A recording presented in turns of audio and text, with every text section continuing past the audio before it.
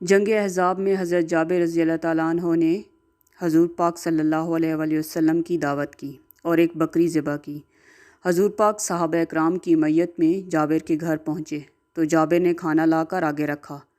کھانا تھوڑا تھا، کھانے والے زیادہ تھے۔ حضور پاک نے فرمایا، تھوڑے تھوڑے آدمی آتے جاؤ اور باری باری کھانا کھاتے جاؤ۔ چنانچہ ایسا ہی ہوا، جتنے آدمی کھانا کھا لیتے وہ نکل جاتے، اسی طرح سب نے کھانا کھا لیا۔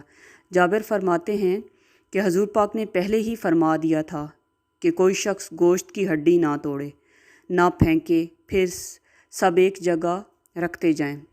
جب سب کھا چکے تو آپ نے حکم دیا، چھوٹی موٹی سب ہڈیاں جمع کر دو۔ جمع ہو گئیں تو آپ نے اپنا دست مبارک ان پر رکھ کر کچھ پڑھا۔